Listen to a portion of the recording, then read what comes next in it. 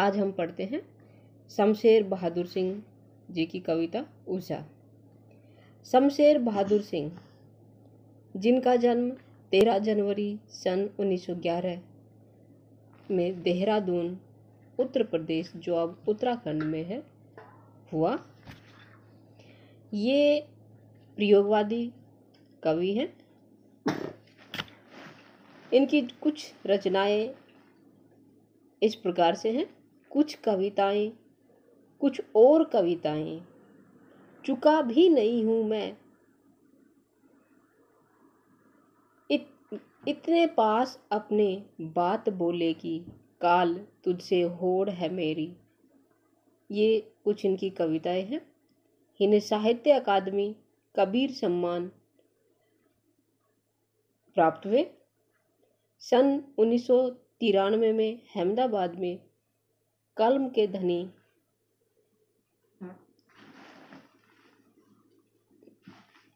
शमशेर बहादुर सिंह जी का निधन हो गया। आज हम इनकी कविता ऊषा पढ़ते हैं। इस कविता में कवि ने सूर्योदय से पहले के वातावरण का सुंदर चित्र उकेरा है। कवि क्या कहता है, देखिए। प्रातः नभ था बहुत नीला, शंख जैसे भोर का नभ, राख से लिपा हुआ चौका अभी गीला पड़ा है। सबसे पहले हम इसकी व्याख्या करने से पहले प्रसंग लिखेंगे। प्रसंग कैसे लिखेंगे कि प्रस्तुत काव्यांश हमारी हिंदी की पाठ्य पुस्तक आरोह भाग 2 में संकलित ऊषा कविता से उद्धृत है। इसके रचयिता प्रसिद्ध प्रयोगवादी कवि शमशेर बहादुर सिंह जी हैं। इस काव्यांश में या इस पद्यांश में कवि ने सूर्योदय से पहले के वातावरण का सुंदर चित्रण किया है। अब व्याख्या करते हैं। कवि क्या कहता है, देखिए। कवि कहता है कि प्रातः नभ था बहुत नीला, शंख जैसे, कि सुबह का जो आकाश है वो ऐसा लगता है जैसे नीला शंख हो। अर्थात सुबह भोर के समय प्रातः आसमान शंख के समान गहरा नीला लगता है।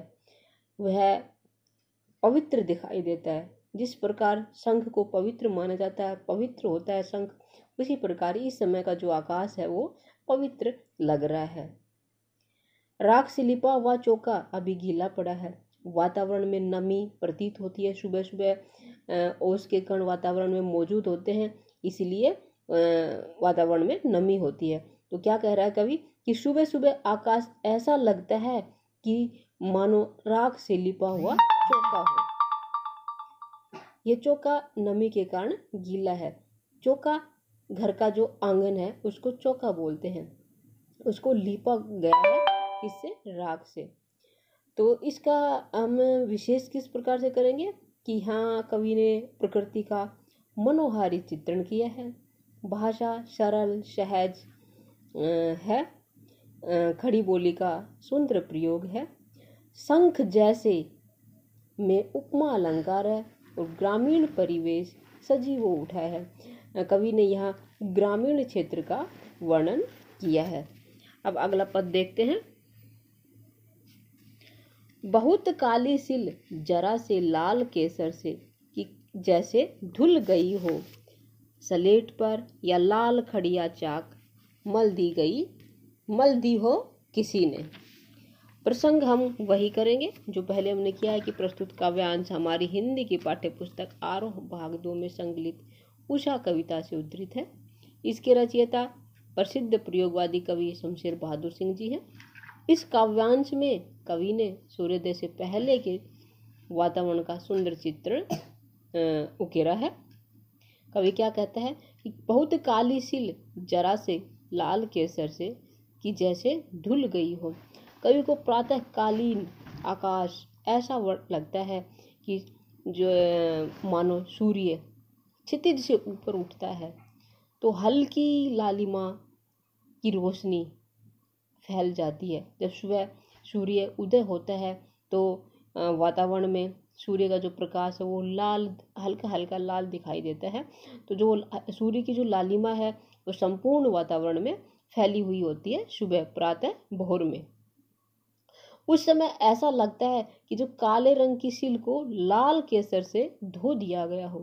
काले रंग की सील क्या है? जो अंधकार है वो काले रंग की सील है। आसमान का जो रात्रि का आसमान होता है वो काले रंग का होता है, और जब सूर्य का उदय होता है जो उसकी लालिमा होती है उसको केसर की संज्ञा दी गई है। तो जो कह रहा है कि ऐसा लगता है कि उस समय काले रंग की सील को केसर से धो दिया गया हो। अंधेरा क्या है? काली सील है, और जो सूरज की जो लाली है वो क्या है?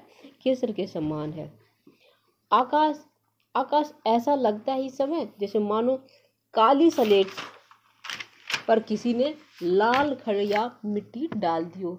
जो खड़िया मिट्टी होती है वो लाल होती है, और आकाश को यहाँ स्लेट की संज्ञा दी गई। आकाश काला होता है, स्लेट भी काली होती है, तो आकाश को स्लेट की संज्ञा दी गई है। और उस पे जो सूर्य की लालिमा है वो लाल खड़िया मिट्टी खा गया उसको यहाँ। तो किसी ने लाल खड़िया मिट्टी मल दियो किस पर? स्लेट पर, आकाश रूपी स्लेट पर। विशेष हम किस प्रकार से करेंगे? तो वही कि जो कवि ने यहाँ प्रकृति का मनोहारी चित्रण किया है।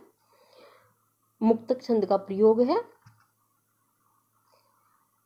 सरल सहज खड़ी बोली की सुंदर अभिव्यक्ति है।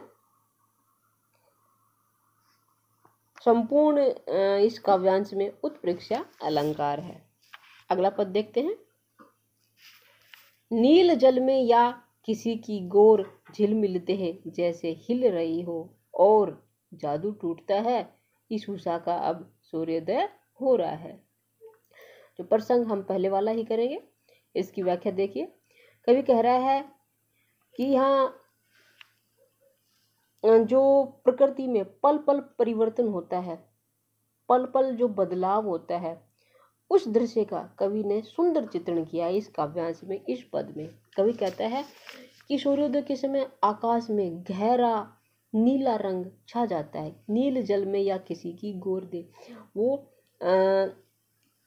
ऐसा लगता है कि जो आकाश है वो नीला जल है, और उस नीले जल में किसी की गोर झिलमिल दे। गोर मतलब गोरी, झिलमिल झिलमिलाना, देह शरीर, किसी का जो